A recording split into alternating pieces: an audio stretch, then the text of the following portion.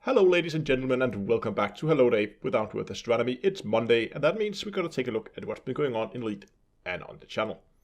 First of all, this week, Operation Eider has now completed. If you're not familiar with the project, Operation Eider was a player initiative that started after the Thargoid began their invasion of the bubble. The Thargoid began shooting up stations that left stations first burning, and people were immediately on the spot trying to save passengers out of the stations to the nearby rescue ships, mainly because it was a good source of reputation and getting your ranks up with the various factions. But nonetheless, people were ferrying passengers out of the stations. After the initial fires had been put out, the stations were left in disrepair. It was at this point that Operation Eider stepped in and began repairing the stations. This was done by transporting various commodities into the station, and once a certain list of commodities were fulfilled, the station would then be repaired. Over the last 2.5 years, they have been working on repairing all the stations, and I think by now they're done. All stations has now been repaired. First of all, very good job. It's a tremendous effort, and I'm pretty sure if you dig through old videos, you will find me saying at some point that I don't think we're ever going to be able to repair all these stations. And, well, obviously I was wrong, and I'm actually happy that I were. But of course, it begs the question, but what's happening with the whole Thargoid narrative? It was, for a period, a very, very active storyline in Elite. It had a relatively rapid development in new things happening, and they were moving ever closer to Sol. But then, all of a sudden, the Thargoid pulled out of the bubble. They retreated back. They're still quite present out in the Pleiades sector and out in the Witchhead, but they're pretty much gone from the bubble by now. I don't know exactly what events led to this, if there's some actual lore events around it, because it seems that for most of that conflict, the Thargoid did have the upper hand. But again, it begs the question, what's going to happen now? Are we going to see things happening again? Obviously, lore-wise, Elite is quite slow at the moment in terms of new lore, new stories coming out from official stories coming out from Frontier. Also with Galnet not being a thing anymore. So now I really hope we're going to see some stories building up to the Odyssey update. It would be a great way to begin to generate some more interest up to it, like having some events begin to happen that would then lead into some larger events that will hopefully happen during the Odyssey. I don't know. It would make sense if you would make some lore events around that. But we'll have to wait and see what happens. Don't know when we're going to get more information regarding Odyssey. They said that the dev diaries are going to return in August, and those would be focused around the Odyssey update. So hopefully we'll get some information there.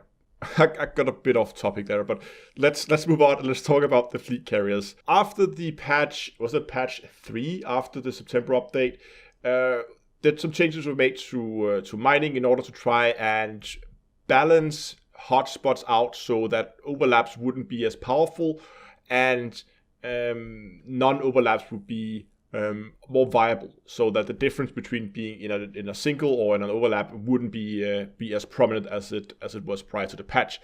Unfortunately, that patch did introduce a number of issues with mining being, I wouldn't say it's usually you can still make a very decent amount of money mining, but it's definitely not where it was, and it feels like at least Frontier has acknowledged that they are looking into some of the changes that have been made, because clearly something happened that weren't intended to happen. One of the things is that tritium has now become very, very rare and very difficult for people to mine. This has, of course, caused some issues for a lot of players, especially people out in the black who do not have access to a station where they can just buy it. That means that with tritium being almost impossible to find when mining, it's very difficult for people who are using their fleet carriers for exploration to actually move them around. Frontier is, of course, aware of this, and to help it a little bit, what they did was they have refueled, I think it was on the 23rd, I can't remember the exact date, so don't quote me on that, but what Frontier did was they refueled all carriers. They filled the tritium deposits of all carriers. So the carriers who were out there stuck in the black got a full tank of fuel, so they at least could get part of the way towards a place where hopefully they could actually get some tritium and get them properly fueled up. Quickly, I want to talk about the live stream tomorrow. There will be a live stream tomorrow at the same time as usual at 9 o'clock in-game time while I am technically still on vacation, I'm still off work, and we do have some minor trips. I am back now, and that's why the live stream will be tomorrow at its usual time spot. The plan for tomorrow is to go back and have a look at that Sniper, now Diamondback Scout, I think we're working on. It's Diamondback Explorer we're working on it. I can't remember. I have to read up on where I left it off last. I've been working on this Sniper build, and it's gone through, I think this is the first major revision of the build that I'm doing. And it's still not perfect, still needs testing.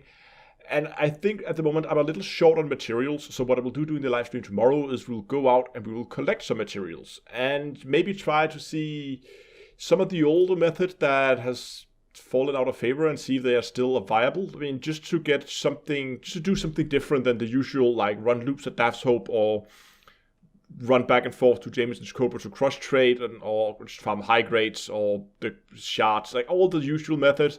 Sure, they're fun, but it's nice to have some different gameplay loops. It is something I've been looking into lately to kind of get some alternatives to just have those like 3 main spots, 4 main activities that you go and do.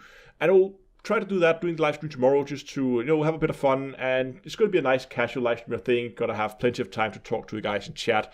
So I hope you'll join and come by, say hi. And as always, it's gonna be at 7 o'clock in-game time, live streamed on YouTube and on Twitch. That's going to be it for this time. I hope you enjoyed this video. If you did, give it a like, subscribe, and until next time, I will see you guys in space.